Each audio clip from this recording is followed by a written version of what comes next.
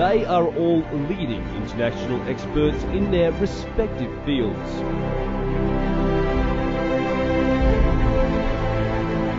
They are all contributing to humanity's progress worldwide and now in China.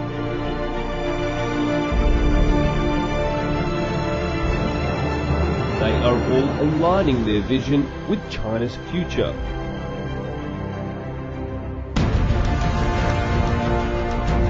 They are all here on My China.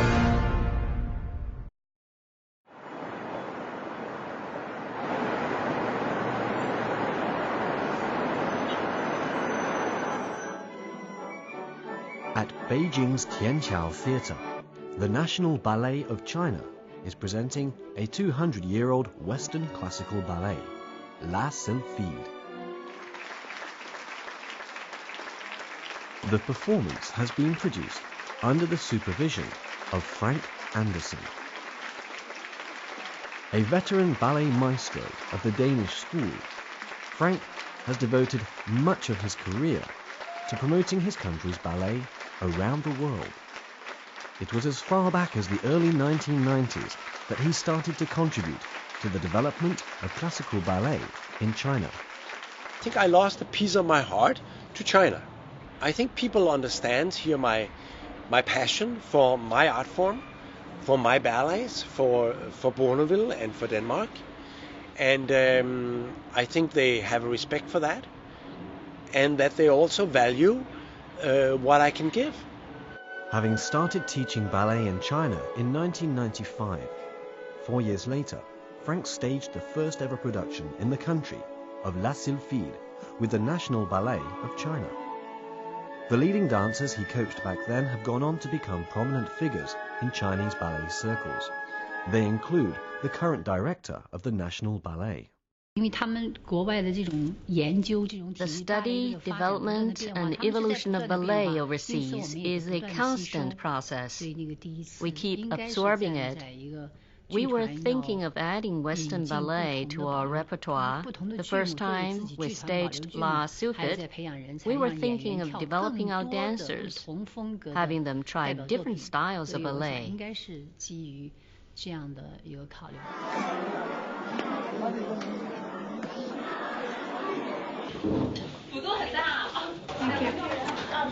Very good, very good. Back in 1999, Zhu Yan played the leading female role. She's now the company's principal dancer.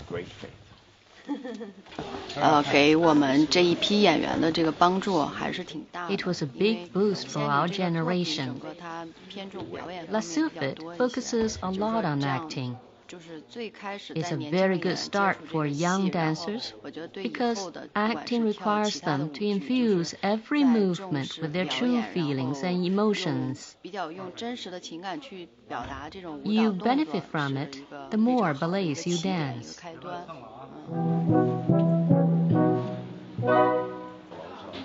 Tamila has long been considered the prince of Chinese ballet.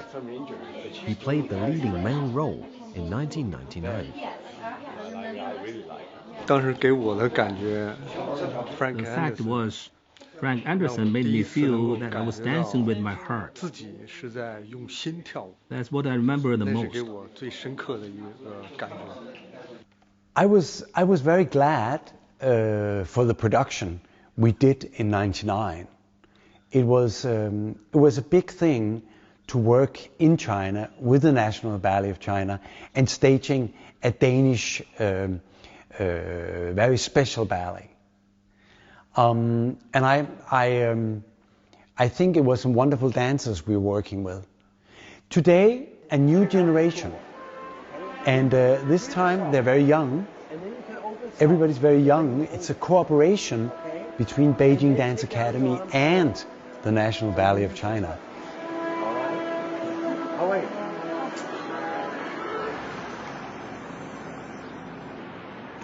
3 years after the 1999 production, Frank began teaching at the Beijing Dance Academy. There, at one of the leading dance schools in the country, he has helped to foster several generations of Chinese ballet dancers. He's about to assess the performance of his latest group of students. He's accompanied by Zhou Zhirei, director of the school's ballet department.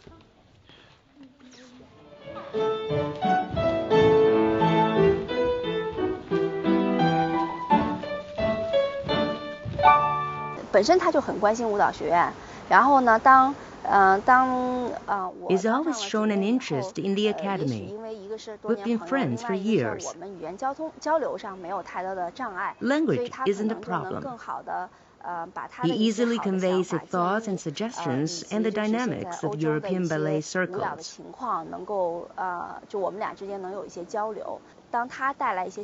The information he provides is valuable in terms of the direction the future development of my department would take.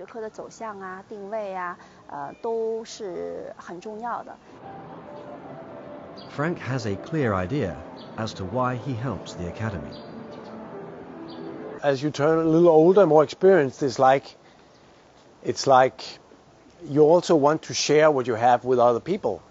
And maybe they can use some of the experience that I had for the last 45 years, 50 years. And I'm passing that on to the ones who want to hear about it and want to use it to anything. The day you stop being curious, you die. So, and I'm thinking about that very often, because I think it's so right that the moment that you just think about your little nose and what you can do for yourself, then life stops. For Frank, life never stops. With all the work he's done for Chinese ballet, he has also found the time to extend his help to Wang Yuanyan, one of the country's leading modern dance choreographers. She has tremendous skill and a feeling and a sense for passion and for drama.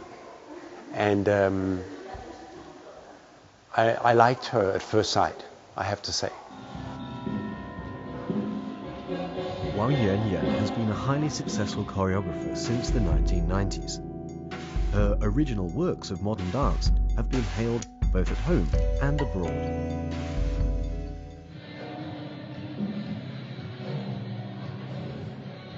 From 2001 to 2008, I was director for the Royal Danish Ballet in Denmark.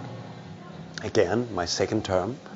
And I invited her to come to Copenhagen in 2006 to choreograph for the Royal Danish Ballet. She's the first Chinese ever choreographing for the Royal Danish Ballet. And she did a ballet called Call of Love, which was very beautiful, very Chinese, but very beautiful in her vocabulary, in her steps, and in her feelings, emotions. Back in 2008, Wang Yuanyan founded her own company, the Beijing Dance Theatre. Greater independence, she thought, would allow her the freedom to transform the ideas in her mind into movements on stage.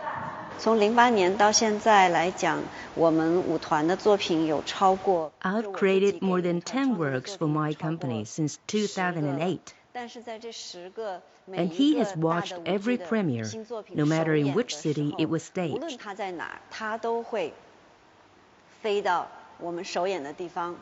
And he hasn't accepted a single penny for his work as the company's advisor. It's a great help to a private company like this one.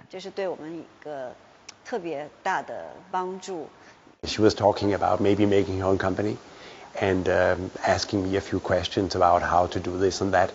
And I must say that she has been extraordinary listening. She has big ears and have many of the things we discussed and I suggested she could use. And I think that was very good.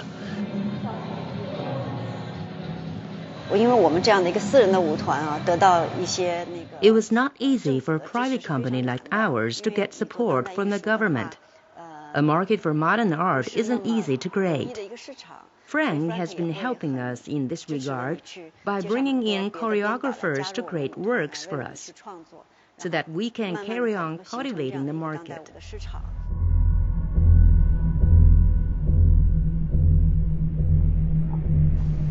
Wang Yunyun, because she has the obligation she has towards the modern dance scene, she knows how to find her way around, even when the money is small.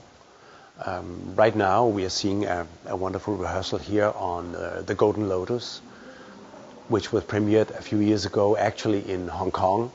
I was in Hong Kong for that premiere, and it was very lavish. She had some money to do this production at that time, but other times I know the money is small, and she has to kind of find a way how to continue even when the money is small. He's always wanted me to keep going with this company. It's heartwarming. His help for over a decade amounts to much more than that of a simple advisor.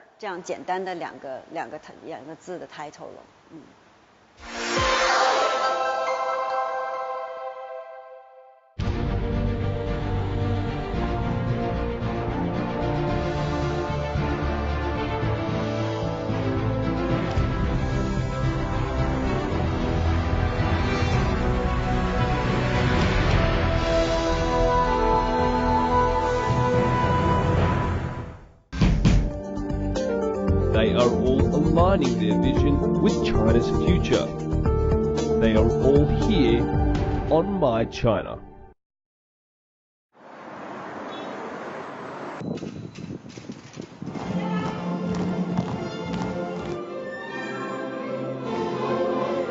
Throughout the years he's been helping to teach and develop modern dance and ballet in China, Frank has always made it a priority to promote the Danish ballet tradition.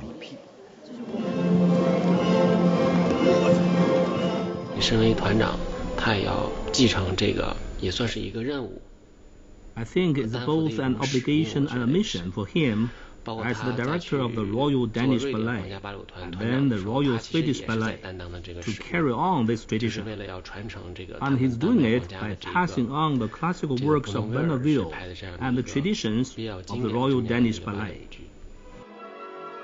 Frank Andersen started studying ballet when he was just 7 years old.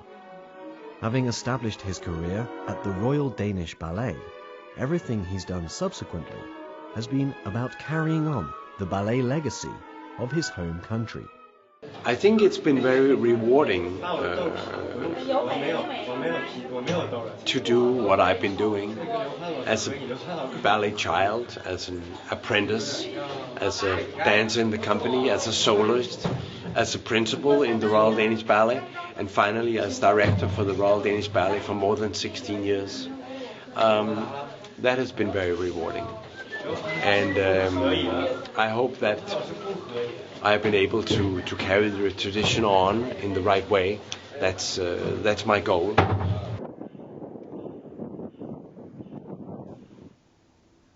After working with numerous companies all over the world, Frank found a particular affinity with the National Ballet of China. I would say that it's not every day that you meet a company with so many skills and so much talent. I felt at home right away with the National Ballet of China. I had the opportunity there to work with extraordinary principal dancers, males and females, and I think it's important that every generation is being given the challenge to come with their passion and their heart, and see if they can handle that. It's a challenge Frank is now encouraging a new generation of Chinese dancers to confront. We don't know how it will be when we get on stage, because I'm sure that you're gonna be perfect.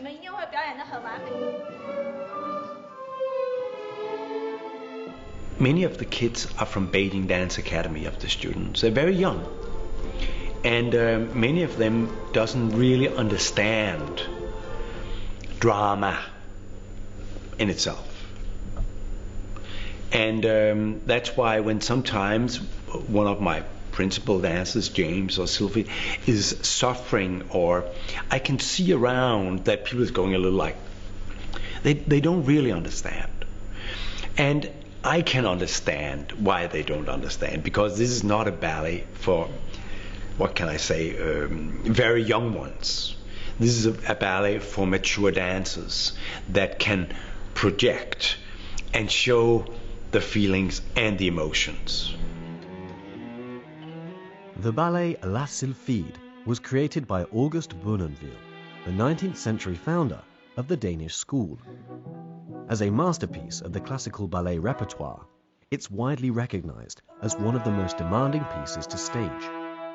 Mime, as a key element, is used to convey the complexity of the drama.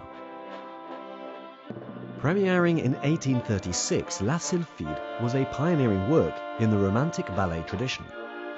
It's a tragic love story about a sylph who falls in love with a young Scottish farmer called James.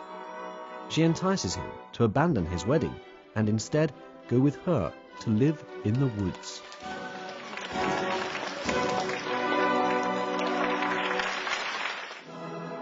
However, a witch, Old Madge, who has been humiliated by James, is determined to take her revenge. She tricks him into placing a magic scarf around the sylph's shoulders, which robs her of her wings and ultimately her life. Eventually, James's fiancée, Effie, marries his best friend.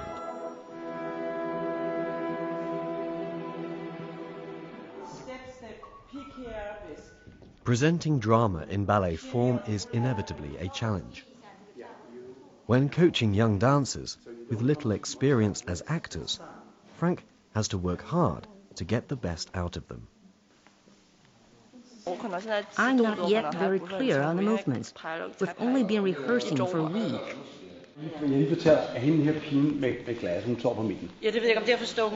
So she comes very quiet, and she gets there. And then you come and stay beside. So you just can take the glass. That's right. So that is right. There, right there.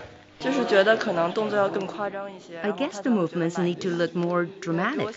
Then he'll be satisfied. Much more dramatic than I'd have thought. The end result will hopefully be the performance that I've been telling them that we are going to do, where we're going to have a drama on stage about La Sylphide.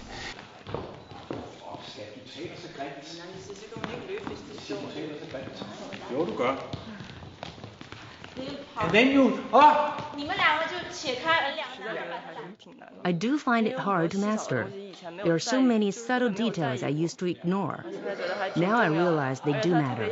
And he demands in particular that you must reveal the changes in your mentality, in your expressions and movements. It's difficult. I know Chinese people not often shows emotion, passion, desire. All of a sudden, almost crying on stage.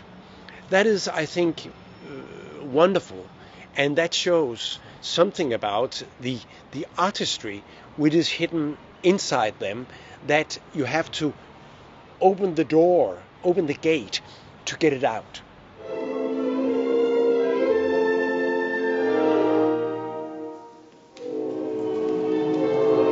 你在技术上虽然有一些技巧， There are demands in terms of skill, 演戏还是比较多一 but 些。 it 它 requires 就是要 more 求你 from 的 the 那个 acting. 表情更加的 He 能够 wants 达到 every 他想 look 要的 to 那 be 种 right. 效果。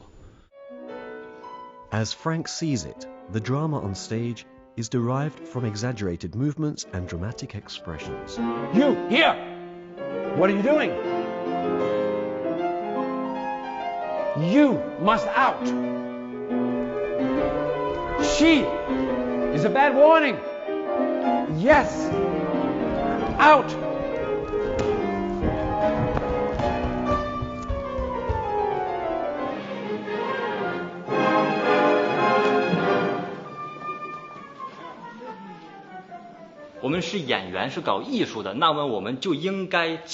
We're actors and actresses. We're artists. We should convey joy, anger, worry, sadness, fear, all kinds of emotions, really vividly.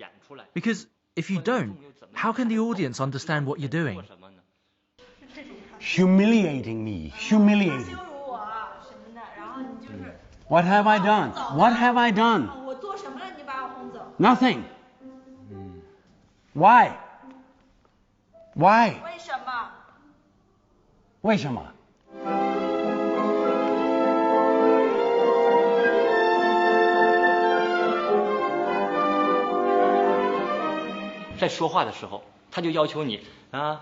He asks you not to speak your lines as you would in daily life. This is how you should do it.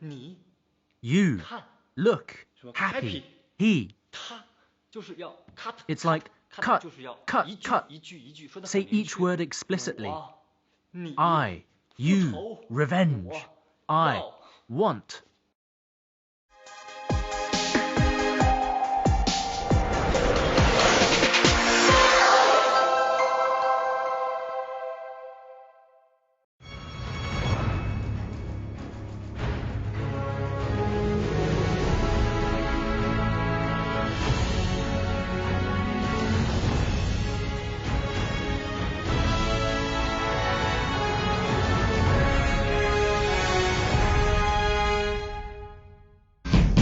They are all leading international experts in their respective fields. They are all aligning their vision with China's future. They are all here on My China.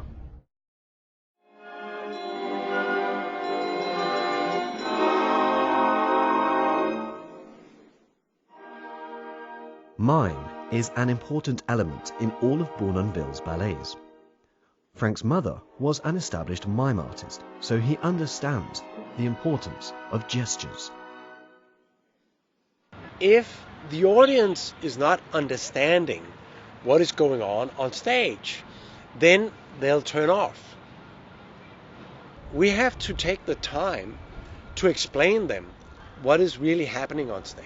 That's why when you do the mime things, you really have to speak very clear, you and I love, so everybody understands what you're saying.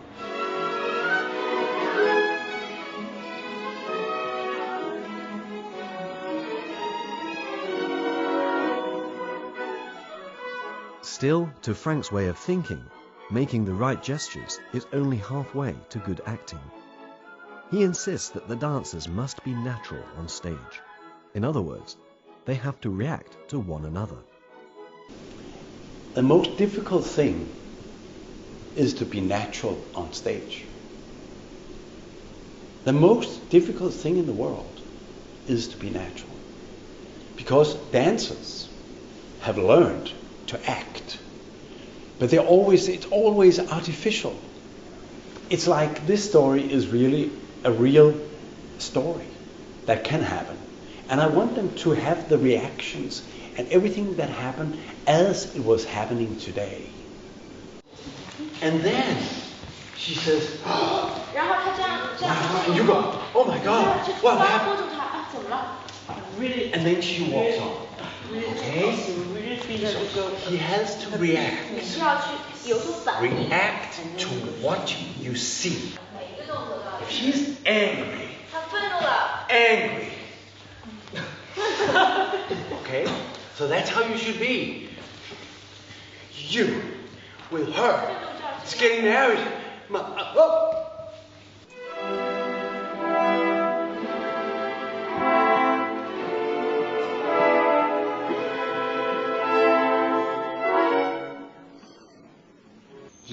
Acting, so it's said, means being serious.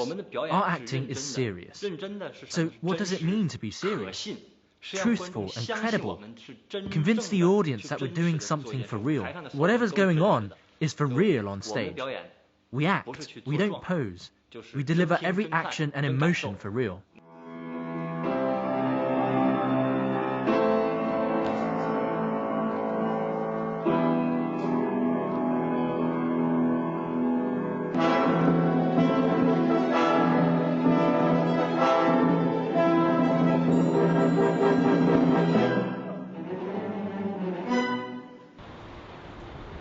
I think that all ballet, dance, is about passion. I'm not teaching passion, but I'm teaching to be natural. I'm teaching to be honest on stage. Yet honesty on stage is not Frank's ultimate goal. What he's aiming for through the acting is to move the audience.